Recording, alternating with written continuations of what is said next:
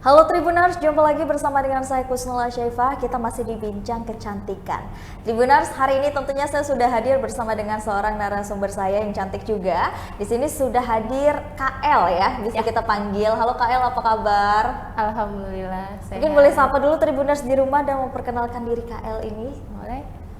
Halo, assalamualaikum sahabat Tribuners. Perkenalkan, nama saya Eliza Rahmawati, biasa dipanggil Eliza.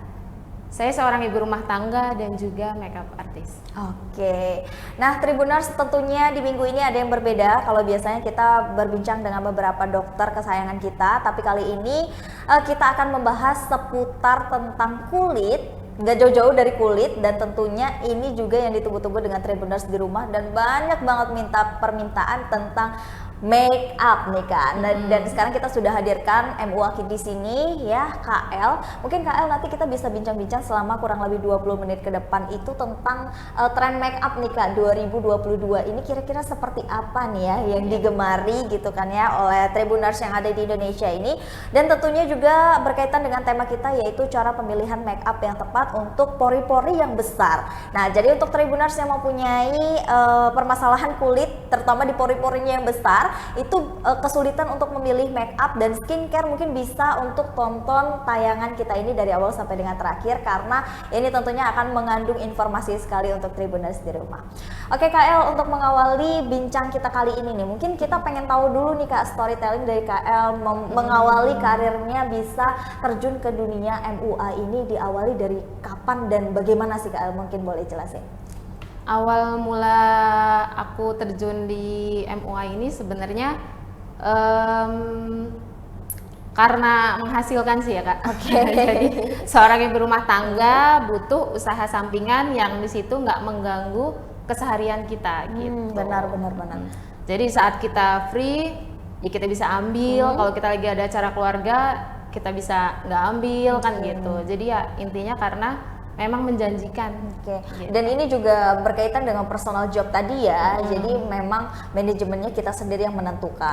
Namun tapi KL sendiri apakah memang sudah ada minat make up sedari kecil kah, atau sedari kapan gitu, atau tiba-tiba muncul aja nih gitu? Sebenarnya enggak sih, karena kalau kecil tuh sebenarnya aku lebih ke tomboy gitu. Oh, beda banget. Jadi, ya sama yang sudah dewasa. Makanya sekarang. Kalau kita lagi reunian sekolah gitu, kawan-kawan pada kaget gitu kan. Dulu laki kok tiba-tiba bisa jadi MUA gitu. Sebenarnya awalnya memang bukan karena hobi. Awalnya memang bukan karena hobi, tapi yang terjun ke dunia MUA duluan tuh sebenarnya adik sih. Jadi KL juga punya adik. Adiknya perempuan atau laki-laki? Cewek, MUA juga. MUA juga. Iya. Jadi memang mengawalnya itu adik KL dulu ya. Kenapa nih KL bisa ikut-ikut adiknya juga gitu? Dulu kan sebenarnya aku tuh usahaku sebelumnya tuh aku jualan bakso lah di rumah gitu kan. Ngikutin usaha orang tua. Jadi aku ngikut jualan bakso, aku buka usaha bakso di rumah. Terus adikku tuh make up.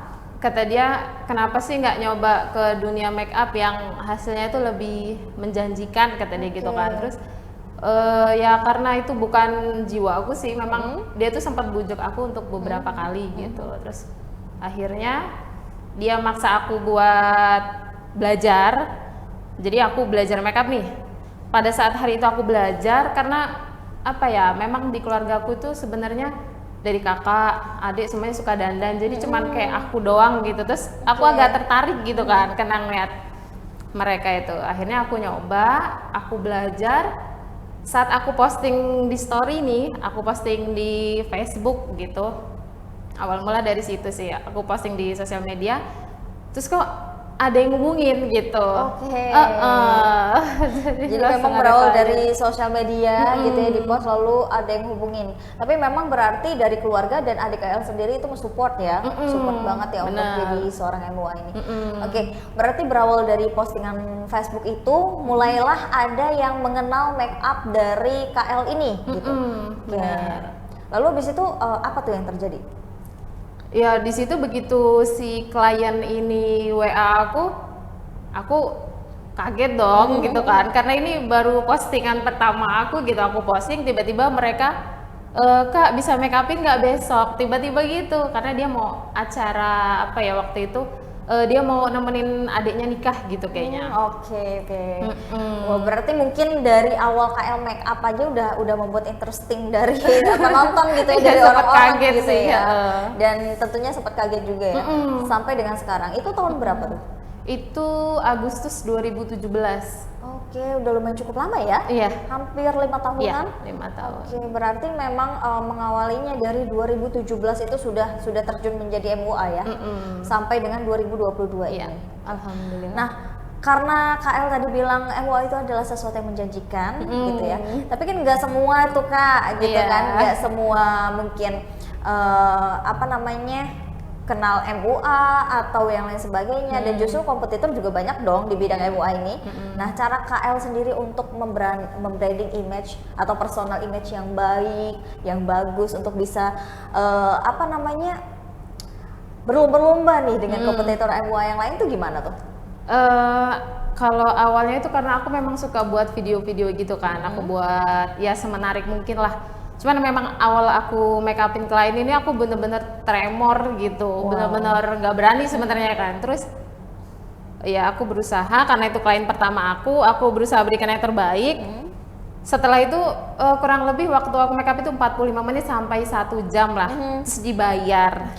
Waktu itu tahun 2017 itu aku dibayarkan 50.000. Nah itu udah seneng banget itu kan ya, itu satu kepala gitu kan. Terus kok enak gitu kan, cuman kerja 1 jam nih dibayar 50.000 iya, gitu terus ya? kerjanya juga cuma gini-gini gitu kan, enak, harus dibayar, ternyata enak gitu, ternyata bener. Nah dari situ aku mulai tertarik nih, jadi aku belajar lagi, ikut seminar, ikut workshop, mulai dari situ udah tertarik kan.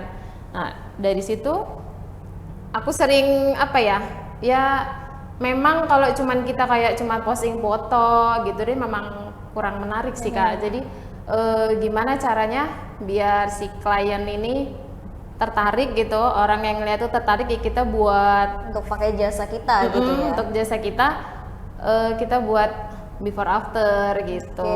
Jadi wajah si klien sebelumnya seperti ini, setelah di makeover jadi seperti ini gitu. Tapi ada nggak sih beberapa klien yang menolak untuk nggak mau nih Kak, before-nya malu nih gitu, ada nggak? Ada dong pasti. Dan kendala mungkin selama menjadi MUA tuh ada nggak sih? Ada, tapi ya kalau setiap usaha pasti ada suka, bahagia, duka, tapi banyak sukanya sih. Banyak sukanya ya, mungkin karena sudah diawali dengan passion dan kesukaan tadi, jadi itu seperti nggak kerja, benar ya? Karena memang segala sesuatu yang kita kerjakan dengan cinta dan bahagia itu Tribuners, maka rasanya itu tidak seperti bekerja. Jadi bersyukurlah kalian yang sudah menemukan pekerjaan seperti itu. Nah, KL, kita kembali lagi nih ke tren make up nih 2022. Ini kan sepertinya banyak sekali tren-tren make up yang flawless nih Kak ya, mengikuti tren-tren mungkin Korean look, flawless, glass skin dan lain sebagainya. Nah, kalau KL sendiri menanggapi tren make up yang seperti ini bagaimana nih? Atau ada kesulitan untuk mengikuti trennya? Enggak sih, ya karena terutama emang kalau kita mau jadi MUA itu yang kita butuhkan itu skill sih Kak. Jadi kalau memang dia itu skillnya nggak di make up, dari kayak aku kan sekarang udah buka private nih ya. Jadi kalau ngajarin murid, kalau memang dia itu skillnya nggak ada, basicnya ini susah, dari megang kuas saja dia susah. Gitu. Jadi kalau memang dia itu hobinya atau di dalam jiwa dia udah ada senang, terus mengerjakan make up itu dengan perasaan senang gitu ya mudah aja sih. Jadi ya kalau kita sebagai MUA yang istilahnya kita memang mau untuk berkelanjutan lama usaha kita gitu, ya kita memang harus ngikutin tren gitu. Jadi kebetulan tahun 2002 ini tren make upnya itu ya Korean look, Barbie look gitu ya, kita harus ngikutin dan belajar. Jadi kita private, kita ikut seminar, kita ikut workshop. Nah di situ kita dapat ilmu baru gitu. Jadi tentunya terus belajar ya, menginovasi make up yang memang sudah tren dan harus mengikuti tren itu. Kalau make up look flawless atau Barbie look itu identik dengan apa sih? Di mata lebar gitu sih ya. Matanya lebar, tapi mungkin nggak terlalu lebih tebel ya, nggak terlalu tebel gitu ya. Dia sebenarnya make up itu foundation itu mau kita make up bold atau make up flawless itu foundationnya takarannya sama. Sebenarnya takarannya sama gitu. Tapi yang bikin beda itu cara pengaplikasiannya. Oke, cara pengaplikasiannya dan mungkin bermainnya mungkin di area mata di area blush on. Ya, di blush on gitu. Jadi pengaplikasiannya aja yang beda. Kalau takaran foundation dan lain-lain itu sama. Mungkin pengaplikasian mata itu tadi di bagian mata, di bagian blush on, terus highlighter itu kan berpengaruh banget. Kita kasih highlighter di sini sedikit udah kayak Barbie nih. Kita kasih highlighter di sini udah beda lagi gitu. Beda lagi ya. Jadi memang beda teknik, beda taktiknya gitu ya di setiap look makeup itu beda-beda gitu. Oke. Nah, kalau untuk pemilihan foundation sendiri nih Kak El, untuk kulit yang berpori-pori besar itu ada pemilihan khusus nggak sih untuk foundationnya? Iya dong. Jadi nggak cuman, sebenarnya yang perlu diperhatikan itu bukan langsung ke foundationnya sih Kak. Jadi lebih ke skin preparation-nya. Jadi sebelum kita mengawali make up itu yang harus kita perhatikan skin prep-nya gitu, dan kondisi wajah klien itu harus bersih gitu. Harus bersih. Bersihnya dalam apa tuh? Bersih dari jerawat kah atau bersih dari make up kah atau bagaimana? Jadi posisi kulit klien sebelum kita make up nih, atau diri kita sendiri nih yang make up. Jadi kita bersihin dulu di situ pakai pembersih wajah. Jadi bukan bersih dari jerawat atau bersih gimana, tapi memang bersih dari apapun gitu. Jadi kita tuh belum pakai apa-apa gitu. Jadi wajah kita dalam keadaan bersih, terus baru kita memakai rangkaian skin prep. Jadi ada orang yang berpikir bahwa skin prep itu nggak penting nih gitu, salah banget. Karena yang buat make up itu matte, make up itu tahan lama, make up itu kelihatan lebih flawless di kulit yang berpori itu dari skin prep-nya. Nah, kalau pemilihan foundation tadi untuk kulit yang berpori-pori ini Kak, itu kan pasti berbeda katanya tadi ya. Ada beberapa mungkin yang membedakan gitu. Itu apa aja yang membedakan? Apakah dari kandungannya atau dari tekstur foundationnya gitu? Nggak bisa menentukan? Ya, kalau ini kita bahas dari skin prep-nya dulu ya. Jadi kalau dari skin prep-nya itu kebanyakan orang juga masih bingung gimana sih rangkaiannya gitu kan, ada moisturizer, ada primer gitu kan. Nah, jadi cara kita sebelum make up itu kita urutkan dari cara gampang ingatnya nih, dari yang cair-cair terus yang ke agak kental, agak padat gitu. Jadi kita cari dari yang cair lalu ke yang padat. Kayak yang agak kental lah ya, kalau padat sih enggak. Jadi agak kental, jadi bisa kita pakai serum dulu, pelembab dulu, moisturizer dulu, baru pakai si primer yang teksturnya agak kental. Nah, itu yang berfungsi sebagai penutup pori-pori. Jadi itu yang berfungsi menutup pori-pori, tapi itu nggak bisa kita gunain juga setiap hari sih Kak, karena nggak bagus. Oh gitu.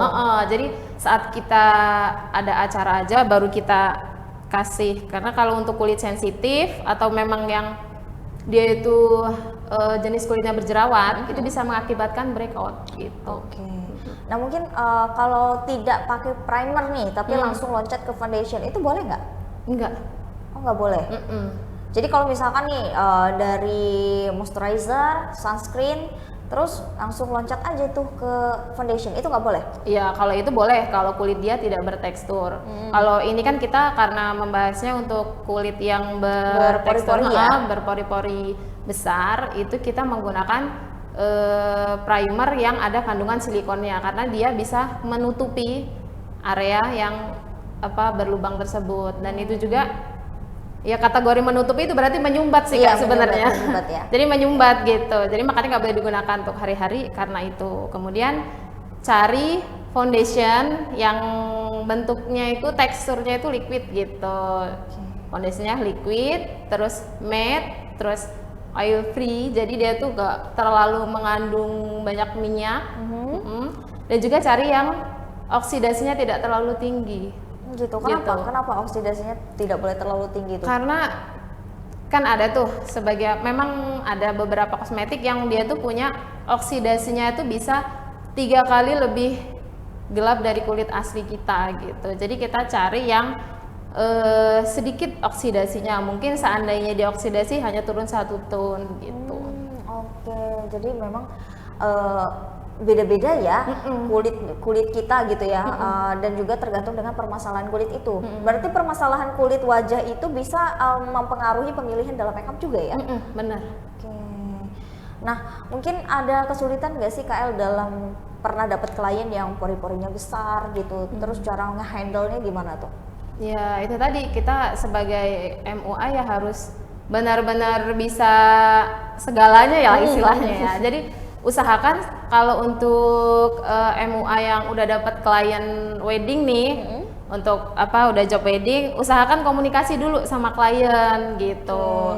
Atau bisa kita coba dengan trial make up gitu kan, atau saat dia prewed kita itu istilahnya untuk pengenalan kulit si pengantin tadi. Benar-benar gitu. Oh, berarti walaupun kita sudah profesional nih, tapi kalau kita sendiri selaku MUA itu tidak mengenali kulit pengantin waktu hari H wedding, itu bisa terjadi kegagalan juga kah?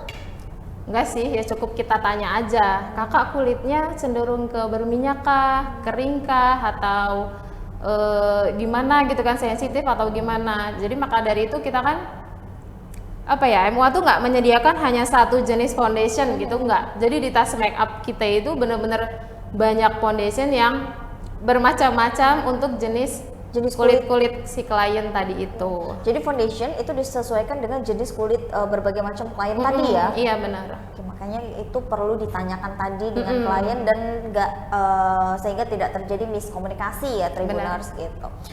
Nah, kembali lagi ke wajah ya, wajah ini kan siapa sih yang nggak pengen kelihatan cantik, tampil cantik setiap hari gitu kan ya. Tentunya dengan make up. Kalau make up yang simple nih Kak, itu sebenarnya bisa berawal dan bisa mengawali dari apa dulu sih? Make up simple? Ya ada yang perlu kita skip juga bisa sih. Maksudnya kalau untuk make up wedding itu kan kita menggunakan kontur dalam, blush on dalam gitu kan. Pokoknya yang dalam-dalam ini kita pakai creamy gitu kan. Jadi untuk karena pengantin itu nanti dipajangnya seharian, jadi kalau blush on luar itu habis, masih ada blush on dalam yang menopang. Nah jadi kalau untuk kayak make up wisuda atau kita sehari-hari itu nggak usah nggak usah menggunakan kontur dalam ataupun menggunakan blush on dalam, itu nggak perlu. Nah kalau mengatasi make up yang crack, gitu kayak make upnya pecah nih gitu, nah itu disebabkan karena apa sih Kak? Atau mungkin karena kesalahan dari kliennya atau mungkin dari MUA-nya yang melewatkan rangkaian-rangkaian gitu, itu gimana tuh? Itu sebenarnya karena terlalu tebal pengaplikasian foundationnya. Oh gitu, oke. Jadi terlalu tebal sehingga mungkin dia menumpuk ya? Benar. Okay. Tapi kalau untuk dari kulit nih, misalkan kulitnya memang yang mungkin sudah keriput, mungkin karena usia ataupun karena kerutan dini, itu mempengaruhi nggak sih? Sebenarnya ya iya sih, kalau keriput karena usia nih ya mau nggak mau ya memang crack ya. Kalau cracknya sih enggak. Jadi kita tuh hanya menyamarkan. Jadi dia crack sih enggak, tapi ada garis-garis halus gitu. Jadi masih terlihat lah kan. Namanya tekstur kulit manusia sih ya, nggak mungkin selicin itu sih sebenarnya. Tetap kelihatan garis-garisnya, tetap kelihatan, cuman dia nggak crack. Oke, tapi dia tetap nge-crack itu. Jadi kuncinya adalah jangan terlalu tebal dalam pemakaian foundation tadi. Iya, dan juga penggunaan compact powder itu kalau perlu nggak usah pakai sponsnya sih, kita pakai kuas aja. Oh, pakai kuas aja gitu. Nah, gimana nih? Mungkin ada Tribuners kan tadi yang tanya dengan kita gitu kan ya. Gimana kalau misalkan pakai foundation, tapi finishingnya nggak mau pakai bedak powder gitu? Itu boleh atau enggak? Tapi langsung pakai blush on gitu, itu boleh atau enggak? Kalau aku pribadi sih, aku sarannya mending larinya ke cushion aja sih Kak. Oh, cushion ya. Kalau dia nggak mau terlalu tebal pakai loose powder, compact powder, nggak mau yang gitu-gitu, ya mending ke ini aja sih yang lebih simple. Cushion ya. Nah tapi kalau misalkan dari foundation lalu pakai cushion lagi, itu boleh atau enggak? Atau dia justru double tuh? Iya, itu kayaknya ketebelan deh Kak. Ketebelan ya. Ketebelan banget kayaknya udah. Karena jadi memang semua itu pemilihannya ada caranya ya, dan benar. memang itu mempengaruhi kulit kita juga, dan tentunya finishing dari look yang kita buat gitu. Mungkin dari KL ada saran nggak untuk Tribuners di rumah untuk kalau mau make up tapi kulitnya pori-porinya besar nih, harus bagaimana tuh? Jadi untuk teman-teman yang mau make up tapi di situ punya kendala kulit pori-porinya besar, bisa dicoba dengan awali dulu dikompres dengan es batu. Setelah dikompres, terus kakak cari primer yang ada kandungan silikonnya, karena itu sangat-sangat membantu sekali gitu. Primer yang ada kandungan silikonnya gitu ya. Jadi dia bentuknya kayak licin-licin bulir gitu bukan sih? Kalau primer? Iya, dia tuh bentuknya tuh pokoknya dia tuh tidak berwarna, teksturnya tuh agak kental, dan kita jangan aplikasikan seluruh wajah gitu. Oke, jadi cuman untuk di area-area yang ada pori-porinya aja ya? Jadi kalau bisa kita taruh di tangan, di punggung tangan, kita giniin dulu nih. Jadi jangan langsung ditotol gitu sih, kita giniin dulu. Jadi setelah rata gitu baru kita tap-tap gitu. Oke, pengaplikasiannya ada aplikasi khusus, harus pakai apa namanya? Kuas gitu. Kuas atau apa? Kalau untuk primer sih jangan ya kak, karena kalau pakai kuas ataupun beauty blend itu boros sih. Karena primer itu kan mahal ya. Kalau primer itu kan lebih mahal gitu. Jadi kalau kita ngaplikasinya pakai kuas itu rugi banget gitu. Jadi dia hanya habis di kuas atau spons beauty blend, jadi dia cuma meresap ke situ. Jadi cukup pakai tangan, kita tap-tap gitu aja di area yang mau kita buat lebih smooth gitu. Oke, jadi itulah tadi Tribuners cara-cara khusus dari KL ya untuk make up menutupi kulit-kulit yang memang ada permasalahannya. Salah satu permasalahannya itu adalah pori-pori yang besar ini. Nah, KL ini juga membuka private makeup ya, membuka private makeup dan juga membuka jasa untuk make up ya. Kalau boleh tahu KL bisa ceritakan private-nya ini, kalau ada Tribuners mau private dengan KL bagaimana, dan kalau mau memakai jasanya bagaimana? Bisa kunjungin Instagram aku di @eliza.makeup. Jadi nanti di situ kita bisa ngobrol, dan di Instagram juga ada tertera di situ nomor WhatsApp aku. Jadi kalau kakak ataupun Tribuners semua mau nanya-nanya atau mau booking wedding nih atau mau private nih, boleh banget gitu, tinggal hubungin aku aja. Dan bisa home service juga atau bisa. Harus ke studio rumah? Kalau untuk make up private make up itu ke studio aku sih kak. Soalnya banyak klien yang awal make up itu kan awal mereka private nggak ngerti nih apa aja yang harus disediakan gitu kan. Jadi aku menyediakan alat-alat makeup untuk belajar di rumah gitu, di rumah aku, maksudnya di studio aku gitu.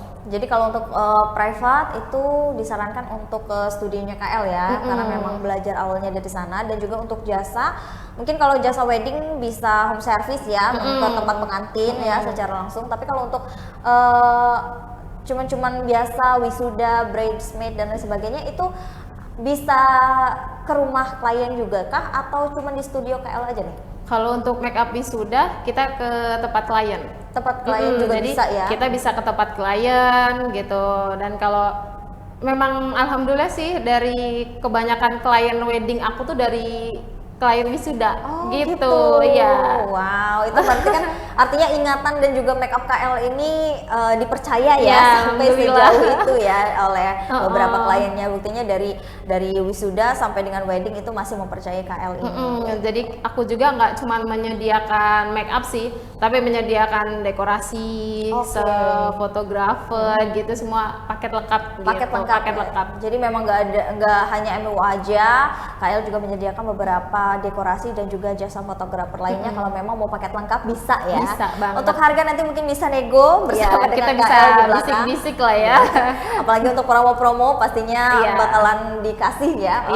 Promo spesial untuk kebetulan Tribuners di rumah. bulan Maret nanti itu kan bulan kelahiran tuh. Jadi buat kakak-kakaknya yang nanti booking di bulan Maret itu banyak diskon atau potongan harga dan banyak bonus-bonus lainnya. Waduh, ini harus kita booking dari sekarang mungkin ya di bulan Maret. Sebelum semua Tribuners pada ngantri nih dengan KL ini. Oke. Terima kasih banyak Kak El sudah mampir ke studio Tribun Lampung dan Ya, tentunya sama-sama. hari ini sudah membersamai kita dari awal sampai dengan akhir. Dan kita juga dari tadi sudah membahas banyak sekali tentunya tren make up look, Korean look, terus juga bagaimana sih cara mengatasi make up tapi dengan kulit kita yang kondisinya ini bermasalah seperti pori-pori besar ini. Dan Kak El tadi sudah menjelaskan banyak banget ya Tribuners, salah satunya triknya dan cara pemilihan foundation yang ditentukan dengan jenis kulit Tribuners di rumah. Dan saya juga mengucapkan terima kasih untuk Tribuners yang selalu menyaksikan tayangan Bincang Kecantikan bersama dengan saya hari ini, Kusnula Syaifah. Pamit undur diri, terima kasih dan sampai jumpa.